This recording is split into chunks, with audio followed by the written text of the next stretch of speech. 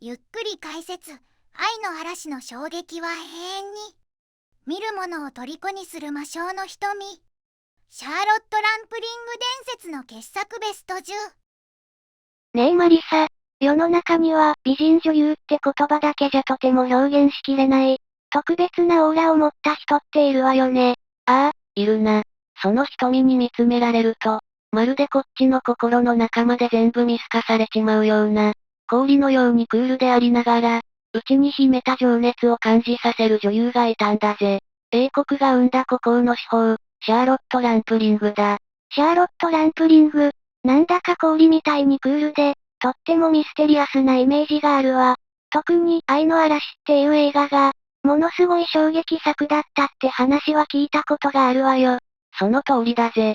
彼女はただ美しいだけじゃない。氷の仮面の奥に燃えるような情熱を秘め、その知性で見る者の魂を直接揺さぶるんだ。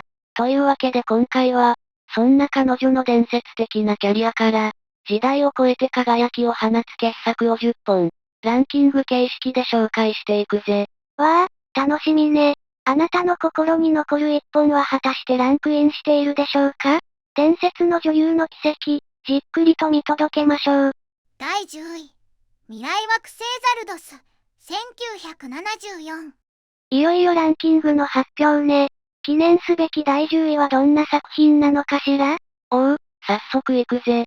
第10位は、ジョン・ブアマン監督が手掛けた1974年公開、70年代が生んだ伝説のカルト SF 未来惑星ザルドスだ。これはもう、見る者の脳裏に焼き付いて離れない、あまりにぶっ飛びすぎたインパクトを持った映画なんだぜ。カルト SF？ なんだかすごそうね。どうしてそんなにインパクトが強いの？まず何より、主演のショーン・コネリーの姿が衝撃的なんだ。ジェームズ・ボンド役を降りた直後にもかかわらず、胸毛もあらわな真っ赤なブーメランパンツ一丁に、編み上げのニーハイブーツっていう、見る者の度肝を抜くような信じられない格好で登場するんだぜ。初めて見た時は、あまりのことに思考が停止するかもしれん。あのダンディなショーン・コネリーが、それは想像がつかないわ。そんな強烈な男性の隣で、シャーロット・ランプリングはどんな役を演じているの？彼女は、不老不死のエリートたちが支配するボルテックスっていう世界の、冷徹で知的な指導者コンスエラ役だ。これがまたハマり役でな。彼女の人間離れしたクールな美しさが、この映画の奇妙で大敗的な世界観に妙な説得力を与えちまってるんだ。例えば、侵入者であるコネリーの生殖能力に興味を持ち、彼の勃起の様子を、まるで科学者のように真剣に観察する。なんていう度肝を抜くシーンもあるんだぜ。なんですって、美しくて知的なのに、やってることが大胆すぎるわ。物語自体もやっぱり普通じゃないんでしょ？当たり前だぜ。空飛ぶ巨大な石の首、ザルドスが神様で、その口から大量の銃を吐き出して人々に殺戮を命じるかと思えば、不老不死になったエリートたちは逆に死を熱望している。そんなシニカルで哲学的なテーマが、サイケデリックな映像の中で展開されるんだ。だからこそ、この唯一無二のぶっ飛んだ世界観の中で、シャーロット・ランプリングの氷のような美しさは宝石みたいに際立って見える。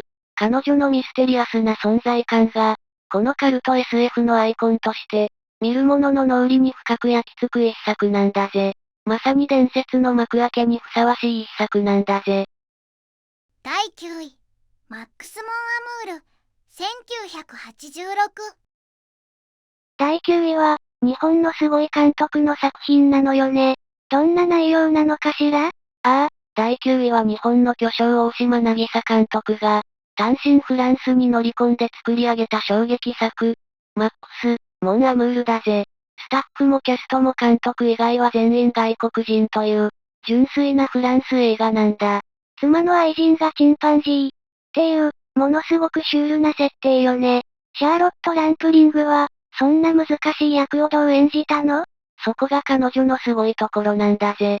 彼女が演じる気品あふれる人妻マーガレットは、夫に悪びれる様子もなく、チンパンジーのマックスとの関係を愛だと言い切る。その堂々とした姿は、見ているこっちが、もしかしたら、これも一つの愛の形なのか、と混乱させられるほどなんだ。夫はたまったものじゃないわね。妻とチンパンジーと、奇妙な三角関係が始まるの？ああ、一見コミカルでありながら、その裏にある人間の根源的な愛や欲望、そして常識を揺さぶるようなテーマが横たわっているんだ。嫉妬に狂った夫は、妻とマックスの関係を探るために、なんと娼婦を雇ってマックスとセックスさせようとまで試みるんだぜ。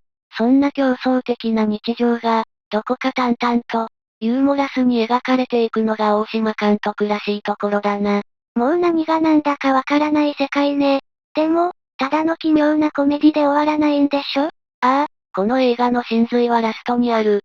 すべてを受け入れたかのように見えた平和な朝の食卓で、マーガレットがふと自分の想像した物語を語り出すんだ。大人になったチンパンジーは危険だと近所から苦情が出て、私は銃を取り、彼を殺したってな。これは未来の過程じゃなく、彼女が頭の中で描いた一つの結末を、過去形で静かに語るんだ。この一言に、彼女のマックスへの深い愛情と、社会では決して共存できないという冷酷な現実が凝縮されている。シャーロット・ランプリングの演じるマーガレットは、見る者に愛とは何かという根源的な問いを投げかけるんだ。愛の極限を描いた、まさに奇才大島渚の傑作なんだぜ。第8位、エンゼルハート、1987。第8位は何かしら？なんだか、これまでの作品とは違う、背筋が寒くなるような雰囲気ね。よくわかったな。第8位は、見る者の魂をわしづかみにして離さない、伝説のオカルトスリラー。1987年公開のエンゼルハートだぜ。後味の悪さでも語り草になっている傑作だな。主演は当時人気絶頂のミッキー・ロークで、謎の依頼人役がロバート・デ・ニーロ。すごい豪華キャストじゃない。この中でシャーロット・ランプリングはどんな役を演じているの？まさにこの二人の怪優が火花を散らす中で、彼女は物語の全ての謎を握っていると言っても過言じゃない。重要なタロット占い師マーガレット役を演じているんだ。占い師、ミステリアスな雰囲気の彼女に、まさにぴったりの役どころじゃない。その通りだぜ。彼女の出演時間は、正直に言って長いとは言えない。だが、その短い登場シーンだけで、映画全体の不吉で、ジメッとした湿度の高い、まがまがしい雰囲気を決定づけちまうんだ。主人公のハリーをじっと見つめる、あの心の奥底まで見透かすような瞳は、見る者を不安に陥れるような不穏さで、一度見たら絶対に忘れられないぜ。うわぁ。なんだか怖いわね。でも、それだけ強烈に印象に残る演技ってことなのね。そういうことだ。しかもこの映画、ラストに観客の脳天を叩き割るような、驚愕のどんでん返しが待っているんだが、その全ての真相を知った後でもう一度彼女のシーンを見返すと、ハリーに向ける視線の意味が全く違って見えてくるんだ。全てを知っているものの、哀れみと嘲笑が入り混じったような、あの眼差し、その奥深い演技には、本当にゾッとさせられるぜ。演技の奥が深いのね。原作もすごそうな映画だわ。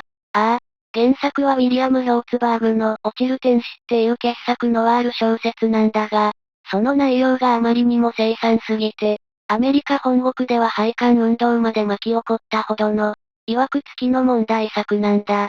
そんな強烈な物語の中で、シャーロット・ランプリングはまさに魔性の瞳を持つ女優として、完璧な役割を果たしている。彼女のキャリアを語る上で、絶対に外せない一本なんだぜ。第7位、氷結、1982。第7位は、ポール・ニューマン主演の法廷サスペンスね。これぞハリウッドの王道って感じがするわ。ああ、まさにその通りだぜ。第7位は、社会派映画の巨匠シドニー・ルメット監督が手掛けた、1982年の傑作、氷結だ。ポール・ニューマンがキャリア最高の演技を見せた作品としても名高いんだ。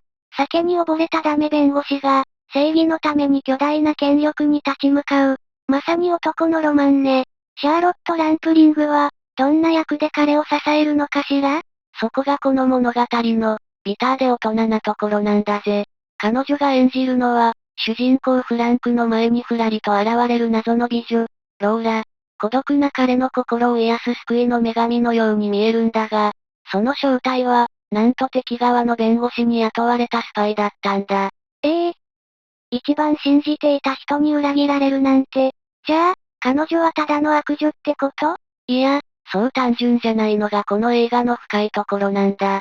最初は金のためにフランクに近づいたローラだが、彼の人間性に触れるうちに、本当に彼を愛してしまう。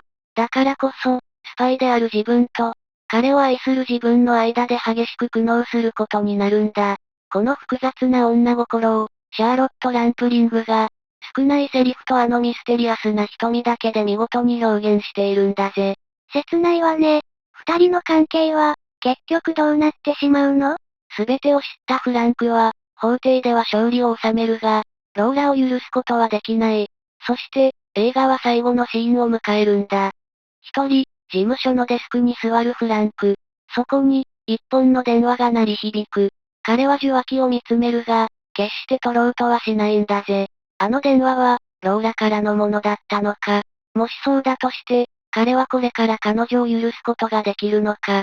その答えを観客に委ねる、あのビターな余韻こそが、この映画をただの完全懲悪じゃない、大人のための傑作にしているんだ。第6位、地獄に落ちた勇者ども、1969。うわぁ。第6位は、なんだかすごく重厚で荘厳な雰囲気の映画ね。これまでの作品とは全く違う感じがするわ。その通りだぜ。第6位はイタリアの巨匠、ルキノ・ビスコンティ監督が取り上げた1969年の歴史大作、地獄に落ちた勇者どもだ。ナチスが台頭するドイツを舞台に、巨大な製鉄財閥の一族が、権力と欲望のために崩壊していく様を、まるでシェイクスピアの悲劇みたいに描いた、ビスコンティ特有のデカダンな美学が光るとてつもない傑作なんだ。そんなすごい大作に、シャーロット・ランプリングも出ていたのね。どんな役だったのかしら？これが彼女にとって初めての大作映画への出演だったんだが、役どころはエリザベートといって、一族の中でも特に悲劇的な運命をたどる女性なんだ。反ナチスの夫を持ったばっかりに、一族のドロドロした権力争いの犠牲になって、すべてを奪われ、最後には強制収容所に送られてしまうんだぜ。なんて悲しい役なの。まだキャリアの浅い彼女には、とても難しい役だったんじゃないかしら。そうかもしれんな。実際、彼女の出番は決して多くはない。だがな、ビスコンティ監督は彼女の才能をすぐに見抜いて、君にはその瞳がある。それだけで全てを語り尽くせると言ったそうなんだ。その言葉通り、この壮大で大敗的な物語の中で、彼女の悲しみを称えた瞳は、どんなセリフよりも雄弁にエリザベートの運命を物語っているんだぜ。瞳だけで全てを語る。すごいわね。監督にそこまで言わせるなんて。ダーク・ボガードやヘルムート・バーガーといった強烈な個性を持つ俳優たちが、背徳と狂気の限りを尽くす中で、彼女の純粋で悲劇的な存在感は、まさに一筋の光のように際立っているんだ。この映画での経験が、その後の彼女を、ただの美人女優じゃない、魂で演技する本物のスターへと押し上げた。まさに彼女の伝説の序章とも言える、重要な一作なんだぜ。第5位、さらば愛しき人よ、1975。さあ、いよいよトップ5の発表よ。第5位は、なんだか渋くてかっこいい映画ね。こいつはハードボイルドの教科書みたいな一本だぜ。第5位は、レイモンド・チャンドラー原作、1975年のフィルムノワールの金字塔、さらば愛しき人よだ。フィルムノワールってことは、男を破滅させる運命の女。ファム・ファタールが登場するのよね。その通り、男を破滅へと導く、抗いがたい魅力を放つ魔性の女。それがファム・ファタールだ。そしてこの映画のシャーロット・ランプリングこそ、まさにフィルムノワール史上、最も危険で美しいファム・ファタールの一人なんだぜ。彼女が演じるのは、富豪の若く美しい妻、ヘレン・グレイル。名優ロバート・ミッチャムが演じる、くたびれた私立探偵フィリップ・マーローを、その怪しい魅力で翻弄するんだ。じゃあ、マーローは彼女を守るために戦う、みたいな話？ところが、それこそが彼女の仕掛けた罠なんだな。物語の裏で次々と人が殺されていくんだが、その真犯人こそ、過去を消すためなら殺人さえ厭わない、ヘレン本人だったんだ。あの美しい人が、すべての元凶だったっていうの。ああ、このマーローを翻弄する妖艶な美女の正体は、見る者すべての想像を裏切るものだった。彼女こそ、大男が探し求めていた、素性の卑しい昔の恋人ベルマ本人だったんだぜ。玉の腰に乗るために過去を捨て、それを知る者を次々と消していく。シャーロット・ランプリングの、あの全てを見透かすようなミステリアスな眼差しと、氷のような美しさは、まさにこの役のためにあったと言ってもいい。彼女の伝説を語る上で、絶対に欠かせない代表作なんだぜ。第4位、幻、2000。第4位ね。今度はどんな作品かしら？タイトルからして、なんだか切ない物語な気がするわ。その通りだぜ。第4位は、彼女のキャリア後期の最高傑作との呼び声も高い、2000年のフランス映画、幻だ。監督は、今やフランスを代表する名将となったフランソワ・オゾンだな。キャリア後期の最高傑作。円熟した彼女の演技が堪能できそうね。一体どんなお話なの？この映画でシャーロット・ランプリングが演じるのは、25年間連れ添った最愛の夫を、バカンス先の海で突然失ってしまった大学教授のマリーだ。だが、彼女は夫の死という現実を受け入れることができず、パリに帰ってからも、愛する夫の存在を希求するあまり、そこにいるはずのない夫の幻と会話しながら生活を続けるんだ。夫の幻と一緒に暮らし続けるなんて、見ているのが辛くなりそうな、とても繊細な設定ね。そこがこの映画のすごいところでな。彼女は決してヒステリックになったりはしない。深い悲しみを心の奥底に沈めて、あくまでも静かに、気高く日常を送ろうとするんだ。その抑制された演技が、逆に見る者の胸を締め付けるんだぜ。まさに批評家たちが、シャーロット・ランプリングのための映画だと絶賛したのも頷ける話だ。彼女の静かな演技の中に、深い感情が渦巻いているのね。何かそれを象徴するようなシーンはあるのかしら？ああ、特に印象的なのが、彼女に好意を寄せる新しい恋人ができて、親密な関係になるシーンだ。だが、その常時の最中に彼女は突然クスクスと笑い出して、こう言うんだ。あなたには重みがないのってな。これはもちろん体重のことじゃない。新しい相手には、夫と共有してきた記憶や歴史、そして二人の間にあったかけがえのない絆。それらすべてが欠落している。25年という、夫と二人だけで積み重ねてきた時間の重みに比べたら、他の誰かなんてあまりにも軽すぎる。っていう彼女の心の叫びなんだぜ。うわぁ。それはあまりにも切なすぎる言葉だわ。彼女は、結局どうなってしまうの？それもまた、忘れられないラストなんだ。やがて警察から夫と思われる水死体が見つかったと連絡が入るんだが、彼女は遺体を確認しても、これは夫じゃないと堅くなに否定する。そして、夫が消えたあの思い出の浜辺に戻って、遠くに見える夫の幻の影に向かって、ただひたすらに砂浜を走り出すんだ。彼女の愛の深さと、決して言えることのない喪失感を見事に描き切った。静かで、だけど魂を揺さぶるような大傑作なんだぜ。第3位、スイミングプール、2003。いよいよトップ3ね。第3位は、またフランソワ・オゾン監督の作品なのね。その通り、第4位の幻で最高のコンビネーションを見せた二人が、再びタッグを組んだ傑作だぜ。第3位は、2003年のミステリー映画、スイミングプールだ。今度はどんな役を演じているのかしら？前回とはまた違った魅力が見られそうね。ああ、この作品で彼女が演じるのは、スランプに陥った、神経質で堅物の中年女性推理作家サラダ。新作の執筆のために、南フランスの静かな別荘にやってくるんだが、そこに現れたのが、出版社の社長の娘だと名乗る、若くて奔放で、とてつもなくセクシーな美女ジュリーだったんだ。うわぁ、真面目な作家と自由奔放な若い女の子。正反対の二人じゃない。絶対にトラブルの予感がするわ。まさしくその通りだぜ。最初、サラはジュリーの下品な振る舞いに嫌悪感を抱くんだけど、次第に彼女の危険な魅力に引きつけられ、創作意欲を刺激されていく。そして、ジュリーをモデルにした、新しいミステリー小説を書き始めるんだ。なるほど、現実の出来事が、そのまま小説のネタになっていくのね。そうなんだ。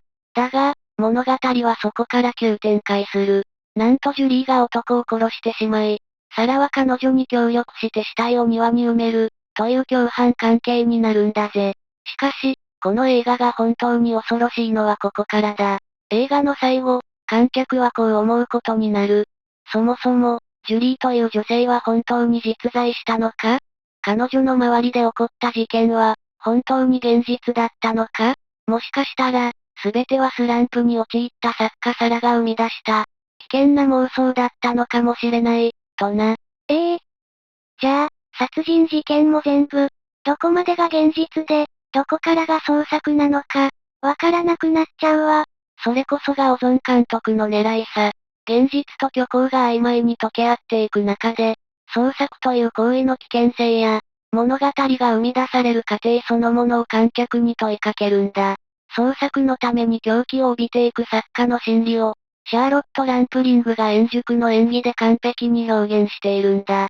彼女の知的な魅力と危うさが炸裂した、極上の心理サスペンスなんだぜ。第2位、オルカ、1977。いよいよ第2位ね。正直、もう何が来ても驚かない覚悟はできてるわ。ああ、本当に、悪かった。ここからが正念場だぜ。第2位は、1977年に公開された海洋スペクタクル大作、オルカだ。確かに、ジョーズの大ヒットを受けて作られた映画だが、これはただの動物パニック映画じゃない。愛と復讐の、あまりにも悲しい物語なんだ。オルカってシャチのことよね。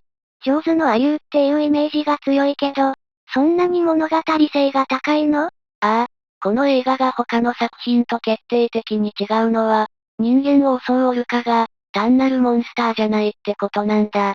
リチャード・ハリス演じる漁師ノーランは、誤って妊娠中のメスのオルカを殺してしまう。目の前で愛する妻子を奪われたオスのオルカは、ノーランただ一人に狙いを定め、その高い知能の限りを尽くして、執拗な復讐を開始するんだぜ。復讐、なんだかまるで人間ドラマみたいね。シャーロット・ランプリングは、そんな壮絶な物語の中で、どんな役どころなの？彼女こそが、この映画の魂であり、良心なんだ。彼女が演じるのは、オルカの高い知性と深い家族愛を誰よりも理解している海洋学者のレイチェルだ。オルカの悲しみを代弁し、復讐の連鎖を止めようと、主人公ノーランとの間で苦悩する。まるで起これる自然の代弁者、マザーネイチャーの化身のようにな。これまで紹介してきた魔性の女とは全く違う。知性と優しさに満ちたヒロイン役で、彼女の演技の幅広さを見せつけたんだ。オルカの気持ちを代弁する存在なのね。音楽も、すごく有名だって聞いたことがあるわ。その通りだぜ。音楽を担当したのは、あのエンニオ・モリコーネだ。彼の作った、一度聴いたら忘れられない、哀愁に満ちた美しいメロディが、オルカの悲しみをスクリーンに響き渡らせるんだ。だからこそ、この映画はただ怖いだけじゃない。オルカの怒りと悲しみに、最後は涙してしまう。シャーロット・ランプリングの知的な魅力と繊細な演技が、この復讐劇に深い感動を与えている。忘れがたい傑作なんだぜ。第1位、愛の嵐、1974。ついに、第1位の発表ね。これまでのランキング、本当に色々な作品があったけど、その頂点に立つのは一体どんな映画なのかしら。ああ、お待たせしたな。数々の傑作、問題作の中で、シャーロット・ランプリングという女優の伝説を決定づけた一本、文句なしの第1位は、1974年公開、映画史にその名を刻んだ最大の問題作、愛の嵐だ。愛の嵐、やっぱりこの作品が1位なのね。ポスターの、あの有名な姿は知っているけど、一体どうしてこれほどまでに問題作って言われているの？それは、この映画が描いた愛の形が、あまりにも背徳的で、見る者の倫理観を根底から揺さぶるものだったからだ。元ナチスの親衛隊員と、彼が強制収容所で性の愛玩物にしていたユダヤ人の少女、その加害者と被害者である二人が、戦後十数年経ったウィーンで偶然再会し、社会が許さない、決して語られることのない究極のタブーとも言える、盗作した愛憎関係に落ちていくんだぜ。加害者と被害者が、また愛し合う。信じられないわ。そんな極限の状況を、彼女はどう演じ切ったの？それこそが伝説たるゆえんだ。特に、彼女が上半身裸にサスペンダー、そしてナチスの聖母という姿で、元将校たちの前で気だるく歌うシーンは、映画史に残るあまりにも有名なイメージとなった。だが、それは決して単なる見せ物じゃない。虐げられた者の痛みと、その中でしか生きられなくなった者の悲しみ、そして支配者への挑発が入り混じった。屈辱と抵抗、そして官能が複雑に絡み合った魂の叫びのような名シーンなんだ。ただセンセーショナルなだけじゃない、もっと深いテーマがあるのね。その通りだぜ。監督のリリアーナ・カバーには、戦争が人の心に残した決して言えることのない傷跡と、極限状況で生まれた歪んだ愛の絆を描き切った。だからこそ、あのビスコンティ監督でさえこの映画を絶賛したんだ。物議を醸し、スキャンダルと呼ばれながらも、今なお芸術作品として語り継がれる不滅の傑作。そして、シャーロット・ランプリングという女優の、その危ういまでの美しさと覚悟を永遠にスクリーンに焼き付けた、まさに伝説の一本なんだぜ。総評またはまとめ。10位から1位まで、本当に息を飲むような作品ばかりだったわね。シャーロット・ランプリングって、ただミステリアスで美しいだけじゃなくて、もっとこう、魂の奥から湧き出るような強さを感じる女優だったのね。その通りだぜ。こうしてキャリアを振り返るとよくわかるが、彼女は決して楽な道、安全な道を選んでこなかった。常に見る者の価値観を揺さぶるような、困難な役柄に挑み続けた、まさに戦う女優なんだぜ。わかった気がするわ。彼女の魅力の本質って、単なる美貌じゃない。その瞳の奥に宿る、深い知性と誰にもこびない孤独。そして彼女自身が歩んできた波乱万丈の物語そのものが、私たちを引きつけるのね。彼女の作品を通して、私たちは人間の深淵を覗き込み、普遍的な問いと向き合うことができるんだわ。まさにその通りだ。だからこそ俺たちは、彼女の瞳から目が離せないんだぜ。さて、あなたの心に残るシャーロット・ランプリングの傑作は何位だったかな？ぜひコメント欄で、君の熱い思いを教えてくれよな。この動画が面白いと思っていただけたら、高評価とチャンネル登録をお願いします。最後までご視聴いただき、本当にありがとうございました。